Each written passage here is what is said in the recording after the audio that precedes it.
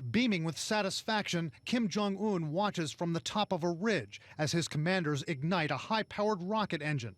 This ground test was successful, Kim's regime claims, with a thrust of 80 tons of force. If it was indeed an 80-ton thrust engine, it is considerably larger than anything that they've had before. The North Koreans say this rocket engine will be used to lift geostationary satellites into orbit. It means Kim's engineers could soon launch another multi-stage rocket, like this one from this past February. The regime says these rocket launches are meant to put satellites into space. Experts say they could also be working on something more sinister.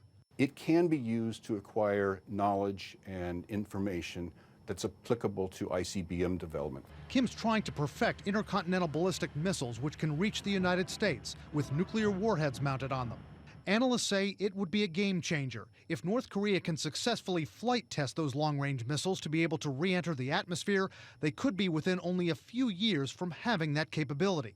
Kim's race to do that, along with his 2 nuclear bomb tests and 15 missile tests just this year, have given this young dictator a swagger we haven't seen before in a North Korean leader. He's a very, very different person from his father. His father was quite introverted. He is not. A bravado on display in a recent stage production in Pyongyang. A Saturday Night Live-style comedy which mocked President Obama. I smacked my head on the bathroom floor.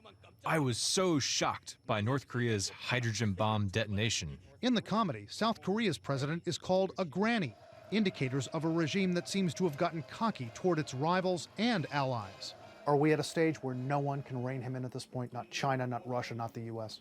What people fear is that the possession of these capabilities, as they do advance, will mean he is no longer inhibited against various kinds of coercive actions, because people would therefore, others would be fearful that it could trigger even the use of nuclear weapons.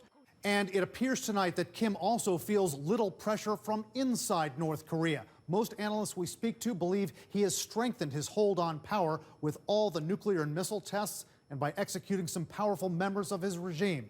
Could a disgruntled general move against him? Possibly. But we're told top generals are the most closely surveilled people in North Korea. Wolf?